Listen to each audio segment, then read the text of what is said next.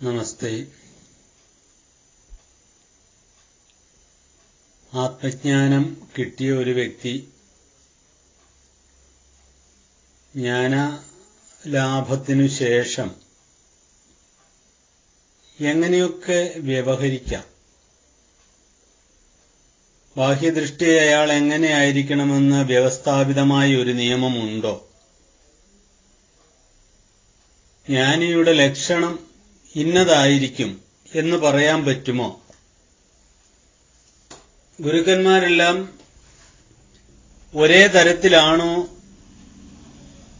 ചേഷ്ടിക്കുന്നത്, പ്രവർത്തിക്കുന്നത്, ചിന്തിക്കുന്നത്, ജീവിതം നയിക്കുന്നത്? ഇങ്ങനെയുള്ള നിരവധി സംശയങ്ങൾ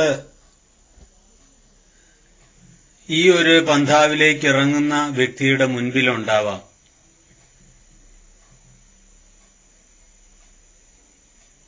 അവരിന്ന കർമ്മങ്ങൾ ചെയ്യുന്നവരായിരിക്കണം, ഇന്ന രീതിയിൽ ചിന്തിക്കുന്നവരായിരിക്കണം, ഇന്ന രീതിയിൽ വസ്ത്രധാരണം നടത്തേണ്ടവരാണ്, ഇന്നത് ചെയ്യാം, ഇന്നത് ചെയ്തുകൂടാ, ഇങ്ങനെ ചില വിധി നിഷേധങ്ങള് ഒക്കെ അവർക്ക് ബാധകമാണെന്ന് സാമാന്യ ജനങ്ങൾക്ക് തോന്നാറുമുണ്ട്. സന്യാസി ഇങ്ങനെ ആയിരിക്കണം, സന്യാസി ചില കാര്യങ്ങള് ചെയ്യരുത്, ചില കാര്യങ്ങളൊക്കെ അദ്ദേഹത്തിന് ചെയ്യാമെന്ന് ഒരു സാമാന്യ നിയമം വെച്ചിട്ടുണ്ട്. സന്യാസി മത്സ്യമാംസാദികൾ കൂട്ടുകയാണെങ്കിൽ നമ്മൾ അദ്ദേഹത്തെ കളിയാക്കും, ഇയാൾ എന്തൊരു സന്യാസിയാണ്. അപ്പൊ അത് നിഷേധമാണ്, അദ്ദേഹത്തിനത് വർജ്യമാണ്. ഇങ്ങനെ കുറച്ച് വിധി നിഷേധങ്ങൾ എല്ലാവർക്കും ഈ സമൂഹത്തിൽ ബാധകമാക്കിയിട്ടുണ്ട്, അല്ലെങ്കിൽ അങ്ങനെ ഒരു നിയമം വെച്ചിട്ടുണ്ട്. ഓരോരുത്തരും ഇന്ന രീതിയിൽ വർത്തിക്കണം, ഇന്ന രീതിയിൽ ചിന്തിക്കണം.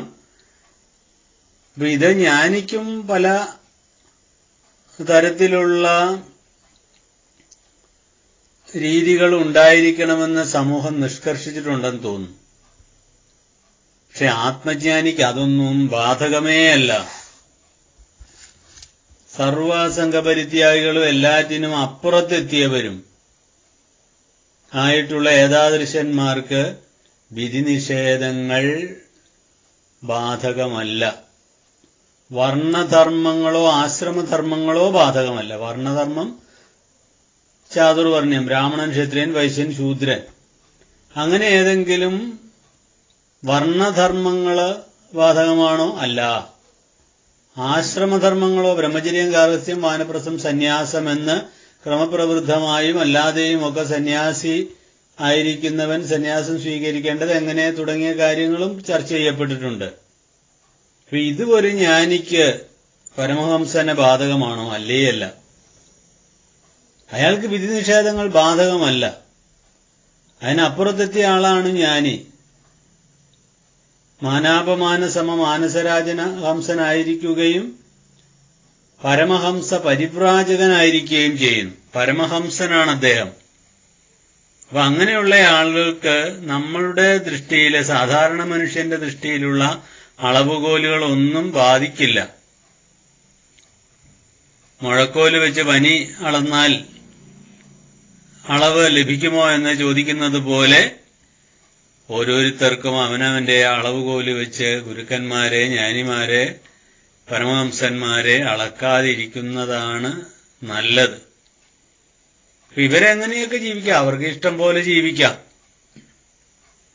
ആത്മജ്ഞാനം നേടിക്കഴിഞ്ഞാല് യോഗരഥനായിട്ട് വേണമെങ്കിൽ കഴിയാം, ഭോഗരഥനായിട്ട് കഴിയാം, സംഘരഥനായിട്ട് വേണമെങ്കിൽ കഴിയാം, സംഘവിഹീനനായിട്ടും കഴിയാം.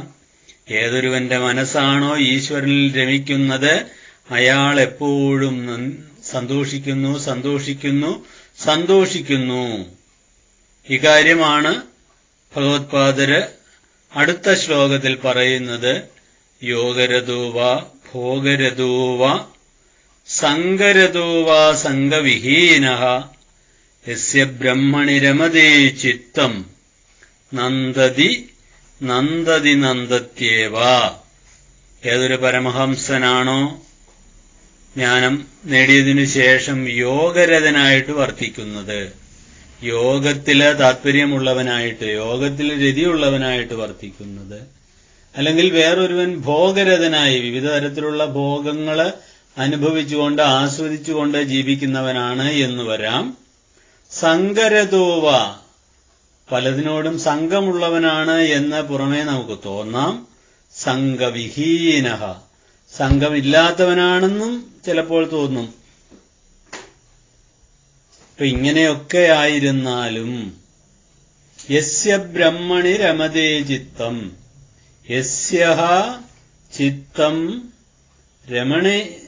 രമതേ ബ്രഹ്മണി, ബ്രഹ്മണി രമതേ, യാതൊരുവന്റെ മനസ്സാണോ, യാതൊരുവന്റെ ചിത്തമാണോ ബ്രഹ്മത്തിലെ ഈശ്വരനിലെ രമിക്കുന്നത്, അയാൾ എപ്പോഴും സന്തോഷിക്കുന്നു. നന്ദതി നന്ദതി നന്ദത്യേവ, സന്തോഷം തന്നെ, അയാൾക്ക് ദുഃഖമില്ല. ഈ ലോകത്തിലെ സുഖത്തിന്റെയും ദുഃഖത്തിന്റെയും ഒക്കെ മാനദണ്ഡം എന്താണെന്ന് മനസ്സിലാക്കിയ ആളാണ്. ലോകത്തിന്റെ നിസ്സാരത മനസ്സിലാക്കുകയും സാരമായ ഈശ്വരനെ പ്രാപിക്കുകയും ചെയ്തയാള് എങ്ങനെ ബാഹ്യദൃഷ്ടിയിൽ ജീവിച്ചാലും, മറ്റുള്ളവരുടെ ദൃഷ്ടിയിൽ അയാൾ ഇങ്ങനെയൊക്കെ, അയാളെപ്പോഴും എവിടെ ഇരിക്കുന്നു, അയാള് ബ്രഹ്മത്തിൽ തന്നെ രമിക്കുകയാണ്. ആളുകൾ നോക്കുമ്പോൾ അയാളുടെ രീതി കണ്ടുകൊണ്ട് അയാൾ ചിലപ്പോൾ യോഗരതനാണെന്ന് തോന്നിയേക്കാം. മറ്റു ചിലപ്പോൾ വേറൊരാള് ആകാം ഭോഗരതനാണോ ഇയാളെന്നും തോന്നാം. അല്ലെങ്കിൽ ഇയാൾക്ക് പലതിനോടും സംഘമുണ്ടല്ലോ, താല്പര്യമുണ്ടല്ലോ എന്നും തോന്നാം. സംഗരതോവ.